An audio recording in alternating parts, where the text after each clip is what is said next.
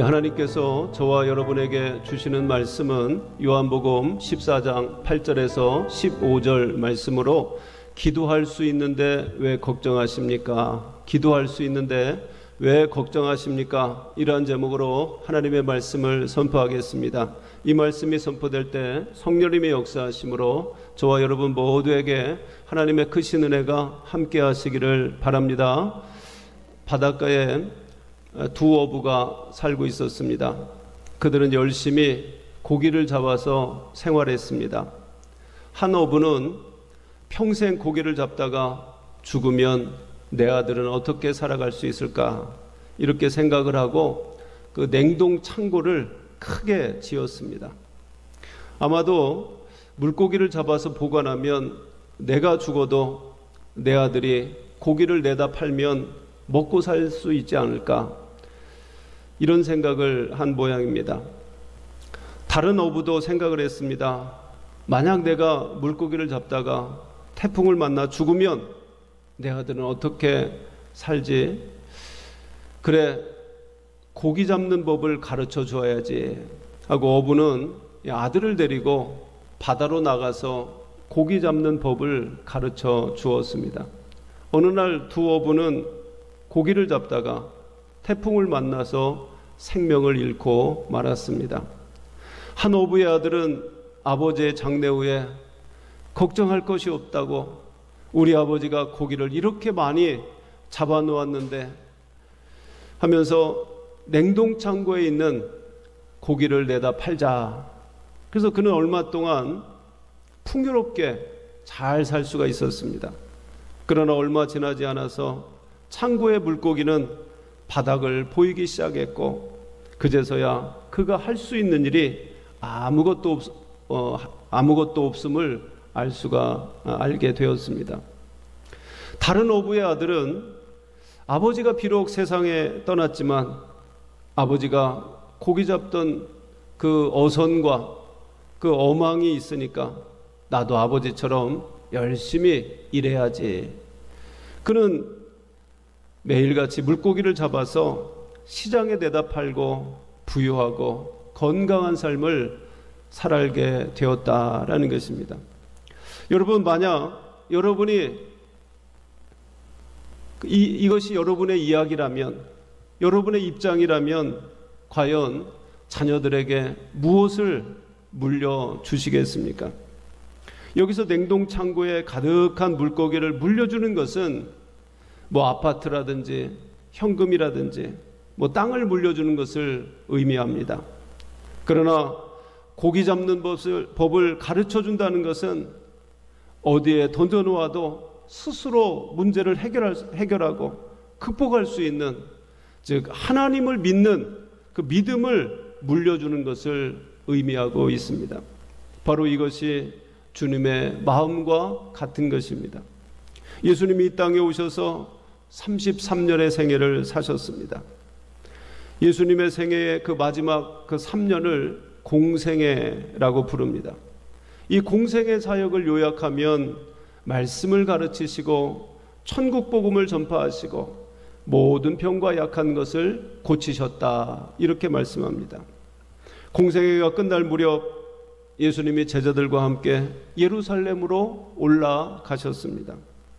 예수님께서 평상시에 하셨던 그 말씀, 즉 인자가 예루살렘에 올라가면 대제사장의 손에 잡혀서 십자가에 달려 죽을 것이다.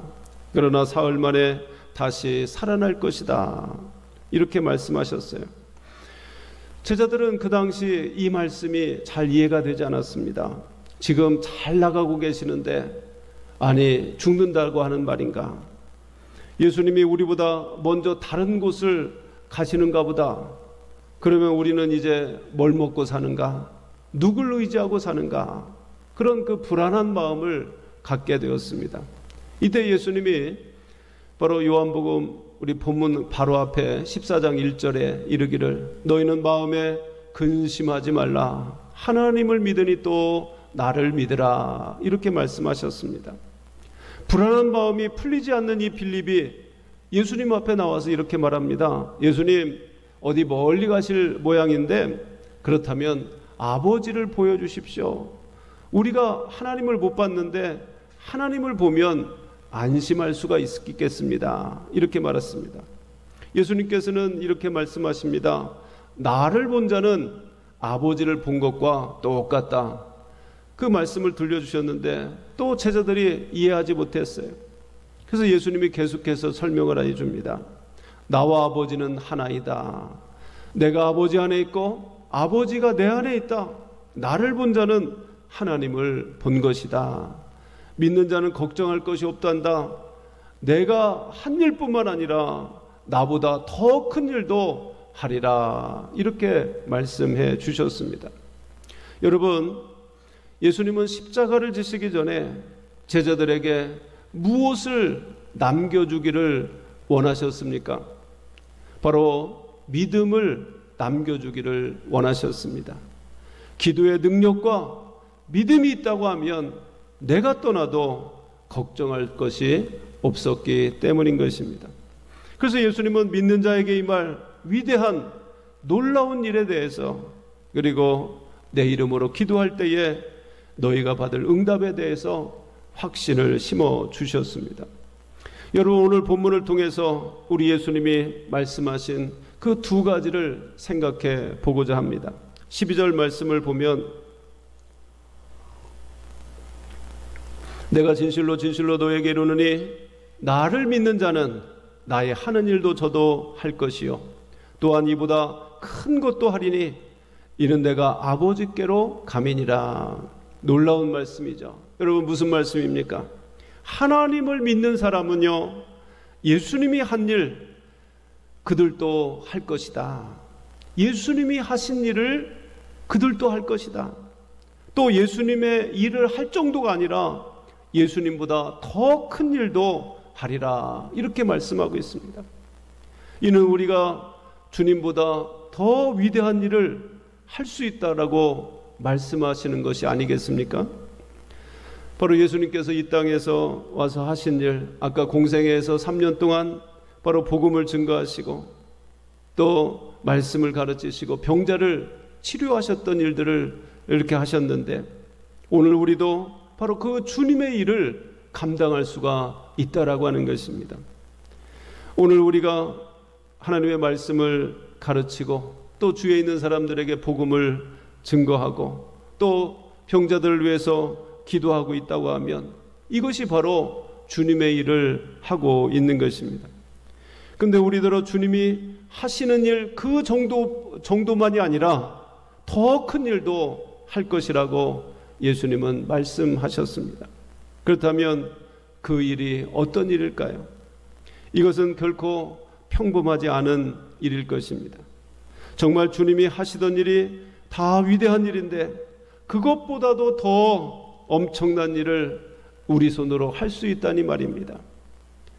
그렇다고 여러분 성급하게 생각하시면 안 됩니다. 예수님이 사람들의 죄를 다 용서해 주셨으니까 우리도 사람들의 죄를 용서할 수 있지 않을까? 이것은 아닙니다. 예수님께서 죽은 자 가운데 부활하셨는데 우리도 죽자마자 3일 만에 부활할 수 있다든지, 이런 것은 바로 이단, 그런 이단에 불과한 것입니다. 그렇다면 그 큰 일이라고 하는 것이 무엇일까요? 예수님이 하신 일보다 더 큰 일들을 할 수 있다. 쉽게 생각하면 예수님보다 우리가 더 넓은 세상에서 더 많은 사람들에게 복음을 전할 수 있다라고 하는 것입니다. 예수님 일평생 이 그 팔레스타인 그 땅 안에서 사셨습니다. 외국에 나가본 적이 없으시죠. 그러나 우리는 어떻습니까? 뭐 배를 타고 아니 비행기를 타고 저 멀리까지 외국에까지 가서 복음을 전할 수가 있는 것입니다. 이것은 더 많은 일이고 더 큰 일을 감당할 수 있다라고 하는 것입니다. 예수님이 행하신 그 큰 일 중에 바로 오병이어의 그 사건이 있죠. 보리떡 5개와 물고기 2마리로 5,000명을 먹이신 그 사건이 바로 큰 일인 것입니다. 그런데 여러분, 그 후에 예수 믿는 제자들은 더 큰 일들을 행했던 것을 볼 수가 있습니다. 여러분, 베드로를 보십시오. 베드로가 설교했더니 바로 3,000명이 회개하고 돌아옵니다. 그리고 또 베드로가 또 설교했더니 5,000명이 회개하고 구원받는 역사가 일어나게 되고, 초대교회 그 공동체를 이루는, 교회를 이루는 큰 일을 감당하게 되었던 것입니다. 여러분, 또한 사도 바울은 어떻습니까? 사도 바울은 이방인 그 선교사로서, 사도로서 세계 선교를 감당했던 사람 아니겠습니까? 거기서 세계 많은 곳에 돌아다니면서 많은 교회를 개척하는 그 큰 일을 감당했던 것을 볼 수가 있습니다.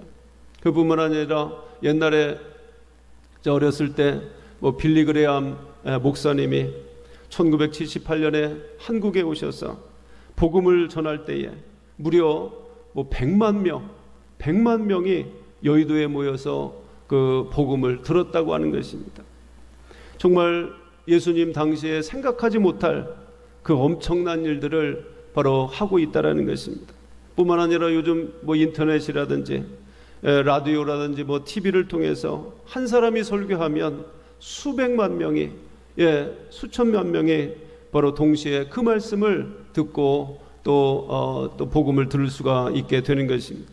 바로 이것이 더 큰 일을 감당하고 있다라고 하는 것입니다. 여러분, 우리도 마찬가지입니다. 우리가 진정 하나님에 대한 그 믿음이 바로 가지고 있다면, 주님이 말씀하신 것처럼 이 땅에서 큰 일을 감당할 수 있는 줄로 믿으시길 바랍니다. 바로 이것이 믿음인 것입니다. 주님이 하신 말씀 중에 내 믿음대로 되리라, 그 말씀처럼 큰 믿음을 가진 사람은요, 큰 일을 감당할 수가 있는 것입니다. 작고 보잘것없는 믿음을 가지고 있으면 여러분, 작고 평범한 일에 일생을 헌신하게 되어 있는 것입니다. 마가복음 그 11장에서 그러므로 내가 너희에게 말하노니 무엇이든지 기도하고 구하는 것은 받은 줄로 믿으라, 그리하면 너희에게 그대로 되리라, 이렇게 말씀하시죠. 이제 주님께서 우리에게 믿음의 선물을 주셨습니다. 주님은 그 큰 일을 우리에게 주신 것이 아니라 바로 큰 일을 할 수 있는 믿음을 우리에게 주신 줄로 믿으시길 바랍니다. 믿음으로, 그래서 우리가 기도할 때에 성령이 임하셔서 제자들이 성령의 충만을 받고 두려워하지 아니하고 나가서 복음을 전할 수가 있게 되었던 것입니다. 우리 사랑하는 성도 여러분, 여러분의 삶의 문제를 믿음으로 이겨나가시기를 바랍니다. 여러분에게 믿음이 있는 것입니다. 믿음으로 큰 일을 감당하시기를 바랍니다.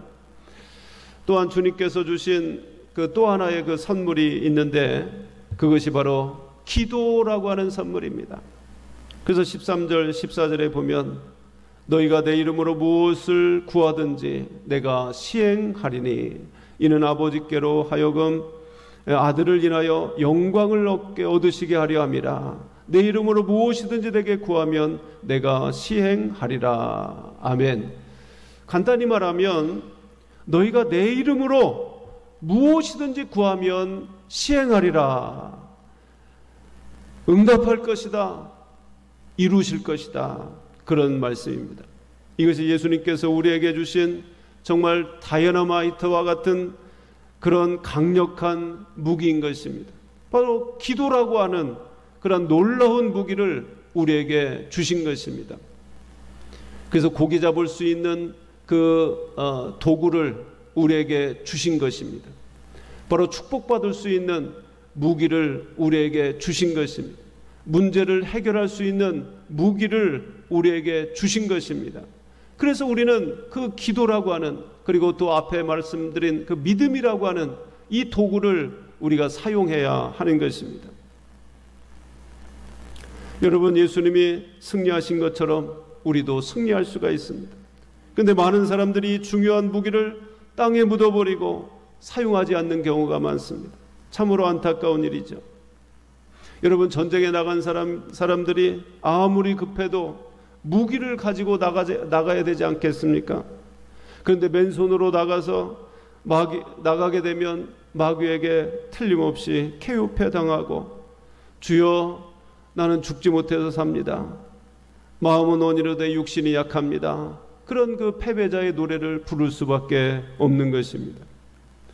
우리에게 주신 이 기도의 그 비정한 무기를 사용할 줄 몰라서, 사용하지 않아서 생기는 바로 문제인 것입니다. 기도라고 하는 무기는 제한이 없습니다. 주의 이름으로 무엇이든지 구하면 시행하리라, 이렇게 약속하지 않았습니까? 아버지가 아들을 데리고 백화점에 갔습니다. 근데 그 아버지는 그 백화점의 사장입니다. 아들아, 이제 마음껏 구경해라. 와, 이게 다 아버지 거예요? 내가 원하면 다 주는 거예요?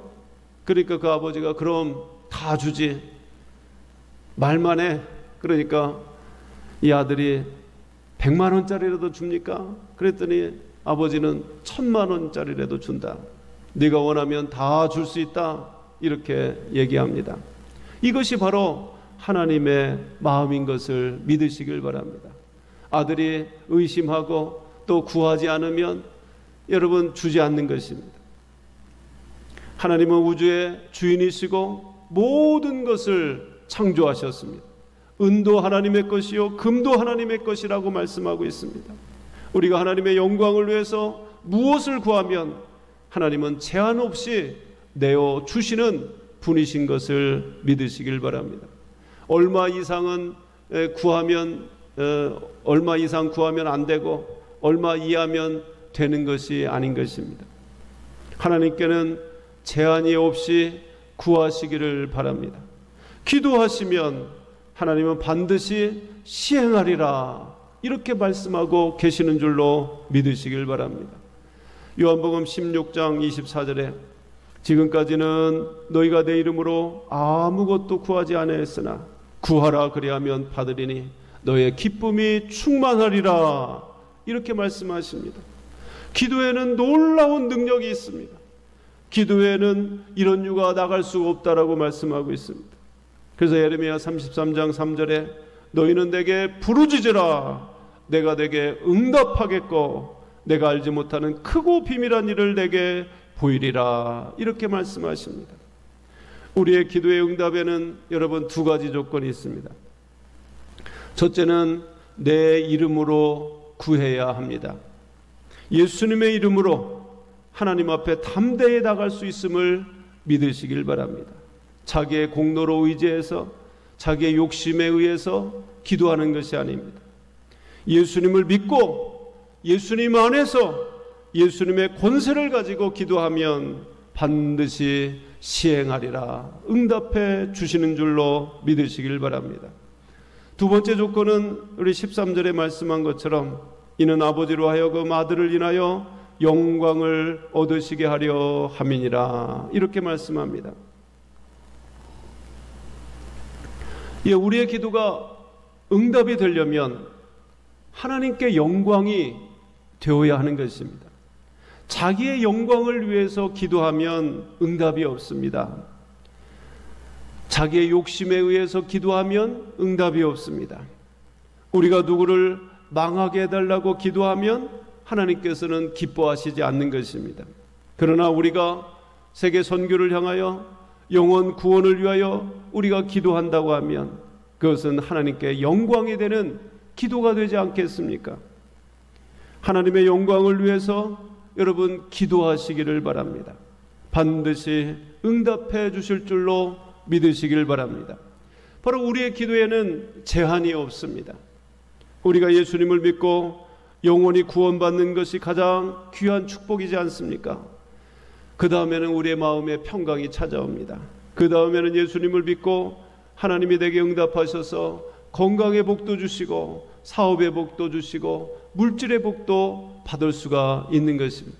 그런 것도 우리가 구할 수가 있는 것입니다. 왜 이겠습니까? 이 모든 것이 다 주님의 것이기 때문에 그런 것입니다. 어떤 분들은 아이고 목사님 어떻게 물질을 위해서 기도할 수 있습니까? 그건 너무 이기적이지 않습니까?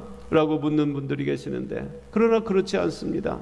우리는 하나님의 영광을 위해서라고 하면 물질을 위해서도 기도해야 됩니다. 사업을 위해서도 하나님의 영광을 위해서 사용받기를 원합니다. 이렇게 기도해야 됩니다.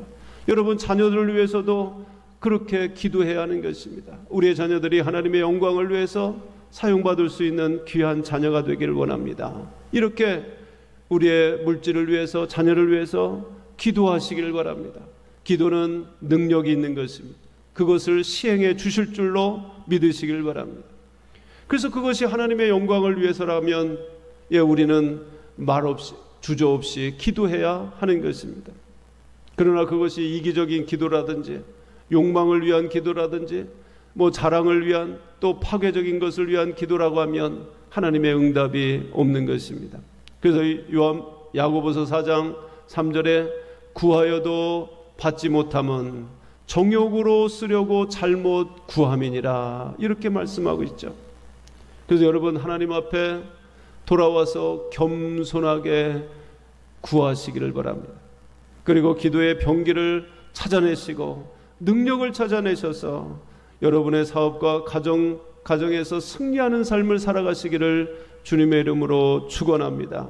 여러분, 기도에는 그 놀라운 그 간증들이 수없이 많이 있는 것입니다. 그 지구촌 교회 신일덕 그 장로님이 계시는데, 그분은 할렐루야 캡틴이라고 하는 별명을 가지고 있습니다. 조종사인데 할렐루야를 너무나 잘합니다. 이 장로님이 하루는 비행기를 이제 몰고 사이판을 이제 갔습니다. 거기에는 사이판이니까 신혼 부부가 얼마나 많이 있습니까? 많은 그 신혼 부부와 일반 사람들이 한 150명이 탑승을 했는데, 갈 때마다 그 기장이 이제 처음에 인사를 하잖아요. 그때도 할렐루야 하면서 신일덕 기장입니다. 이 비행기는 하나님과 동승하고 계십니다. 여러분, 평안한 일정이 되시길 바랍니다. 이런 식으로 그 할렐루야를 외쳤습니다. 근데 거의 이제 그 사이판에 다 도착을 거의 다 하고, 이제 그 비행기 바퀴가 있잖아요. 처음에 바퀴가 올라갈 때는 이제 올라간 다음에 들어가죠. 들어간 다음에 이제 또 내릴 때는 바퀴가 또 내려야 합니다. 그 내릴 때 이제 바퀴를 내려야 되는데, 그 자동으로 내리는 것이 고장이 났어요. 그 유압식인데 그 유압 그 기름이 새갖고 그것이 작동이 안 되는 것입니다. 아무리 하려고 해도 안 되고, 그래서 할 수 없이 수동으로 그것을 또 수동으로 돌려서 해보려고 했지만 도저히 이 바퀴가 내리지 않는 것입니다.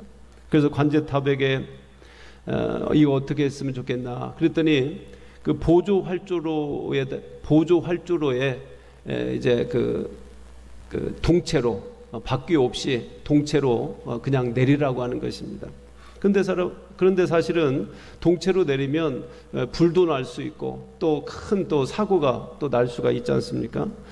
그래서 이 신일덕 장로님은 조종관을 이 부기장에게 맡기고 바닥에 꿇어 엎드렸습니다. 하나님, 이 장로가 운전하는 그 비행기가 사고 나면 하나님의 영광을 가리지 않습니까? 하나님, 여기 신혼부부들이 타고 있는데 어쩌면 좋겠습니까? 하나님, 하나님 하면서 하나님의 영광을 가리지 않도록 이렇게 기도의 응답, 안전을 보호해달라고 기도하고 있습니다. 그런데 이상하게 몸이 공중에 붕 뜨는 것 같은 그런 느낌을 받고 난 다음에 그 마음속에 바로 이사야 41장 10절의 말씀이 생각나게 됐습니다. 두려워 말라, 내가 너와 함께함이니라. 놀라지 말라, 나는 내 하나님이 됨이라. 내가 너를 굳세게 하리라. 참으로 내가 너를 도와주리라. 참으로 나의 의로운 오른손으로 너를 붙들리라. 이런 말씀이 감동이 왔습니다. 바로 이 말씀을 듣는 사이에 확신이 생겼습니다. 하나님이 내 기도를 응답해 주셨다. 그래서 부기장에게 바퀴를 그 수동으로 다시 한번 내려보라, 이렇게 명령을 내렸습니다. 그랬더니 정말 이 수동으로 내리니까 바로 이 앞바퀴와 뒷바퀴가 다 빠져서 나오게 된 줄로 믿습니다. 그래서 관제소에게 연락을 해서 바퀴가 정상적으로 다시 회복돼서 이제 정상적으로 내릴 겁니다. 그랬더니 관제소가 처음에는 믿지 않았다고 합니다. 어떻게 그 바퀴가 빠졌느냐라는 것이죠. 그랬더니 그 기장이 하나님이 빼주셨습니다 하면서 간증을 했다라고 하는 것입니다.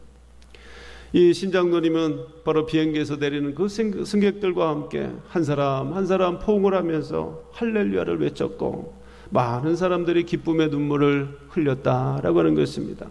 그 당시 그 옆에 있던 그 부기장은 불교 신자였었는데 정말 하나님이 그 바퀴를 빼주셨습니까? 묻더라는 거예요.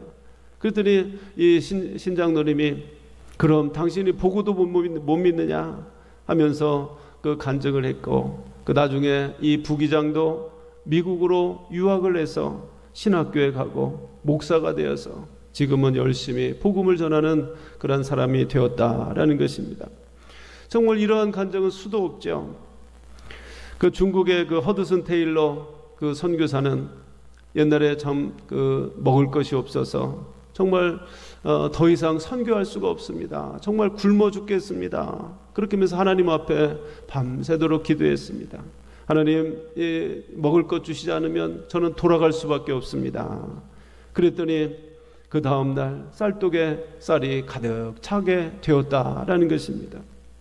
어떤 할머니는 그 남편 없이 가난하게 살고 있었는데 하루는 전기 고지서가 나왔습니다. 지난번 분명히 얼마 전에 냈는데 또 내라고 또 나온 것입니다. 근데 영수증을 좀 찾아보려고 해도 아무리 찾아도 없는 것이죠. 증명할 방법이 없는 것입니다. 그래서 하나님 앞에 또 간절히 기도했습니다. 하나님, 저 어떻게 합니까? 그랬더니 갑자기 그 어린아이가 나비가 갑자기 그 할머니 집에 들어왔다고 나비를 쫓아서 집으로 꽝꽝 두드리면서 들어오는 것입니다.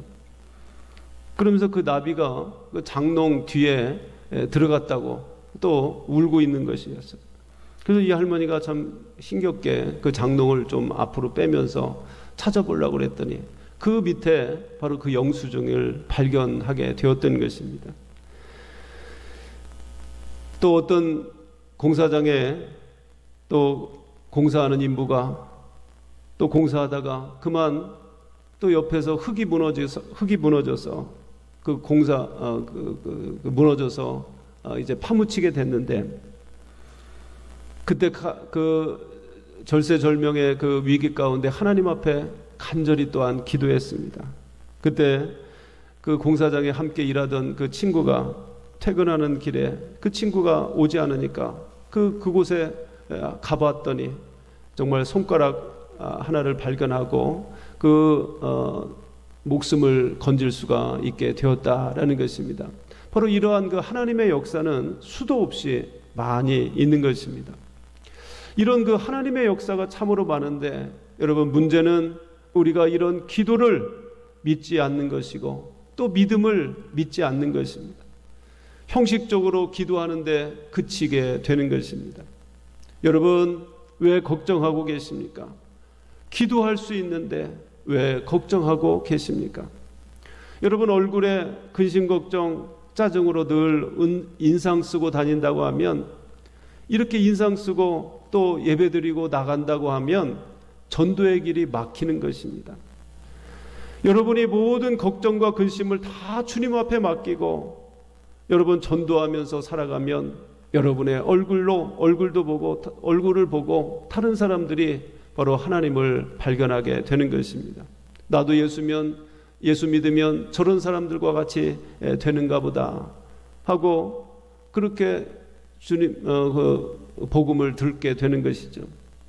그런데 여러분, 말하는 것마다 뭐가 어렵다, 나 이게 아프다, 살기 힘들다, 나 죽겠다, 이런 사람들을 만나게 되면 누가 그 사람을 보고 전도 그 교회를 다닐 수가 있겠습니까?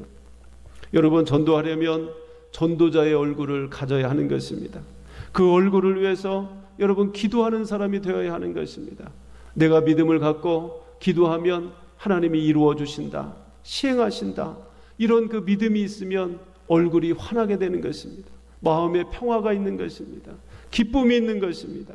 그러면 다른 사람들이 우리의 모습을 보고 복음을 듣고 예수 그리스도를 믿게 되는 줄로 믿으시길 바랍니다. 여러분, 우리의 인생을 다 맡기고 주님 앞에 무릎으로 나가시기를 바랍니다. 우리가 믿고 구하는 것을 하나님이 다 응답해 주시겠다고 약속하고 계시는 것입니다. 여러분, 어떻게 사시겠습니까? 여러분의 그 소중한 무기를 발견하시기를 바랍니다. 땅 속에 묻어있던 그 기도의 능력을 끄집어내서 활용하시기를 바랍니다. 여러분의 삶을 하나님 앞에 맡기시고 부르짖게 되시기를 바랍니다. 우리 주님이 여러분과 함께 하실 것입니다. 여러분, 주님이 떠나가시기 전에 우리에게 믿음을 주셨고 또 떠나가시기 전에 기도를 주신 줄로 믿으시길 바랍니다. 그래서 사도행 빌립보서 4장 6절에 아무것도 염려하지 말고 오직 모든 일에 기도와 간구로 너의 구할 것을 감사함으로 하나님께 아뢰라. 그리하면 모든 지각에 뛰어난 하나님의 평강이 그리스도 예수 안에서 너의 마음과 생각을 지키시리라. 이렇게 말씀하십니다. 우리 사랑하는 여러분, 염려하지 마시기 바랍니다. 걱정하지 마시길 바랍니다. 이제 우리는 기도할 수가 있습니다. 이 기도의 능력을 발견하고 기도의 무기를 가지고 여러분 담대히 출발하셔서 모든 삶에서 승리하는 여러분들이 되시기를 주님의 이름으로 축원합니다. 기도하겠습니다. 하나님 아버지, 주님이 떠나가시기 전에 제자들에게 믿음을 주시고 기도의 방법을 가르쳐 주셨습니다. 기도하면 다 시행해 주시겠다고 말씀해 주셨습니다. 그래서 우리는 기도할 수 있습니다. 믿음을 가지고 담대히 기도하면 하나님이 반드시 우리의 문제를 해결해 주실 줄로 믿습니다. 하나님의 영광을 위해서 우리가 기도하게 하시고 또 응답받게 하여 주시옵소서. 하나님, 두려워하지 말고 담대하게 하여 주옵소서. 하나님, 기도할 수 있는데 왜 걱정하고 있습니까? 걱정하지 않고 기도로 승리하게 하여 주시옵소서. 감사드리며 사랑 많으신 예수님의 이름으로 기도하옵나이다. 아멘. 우리 찬송가 400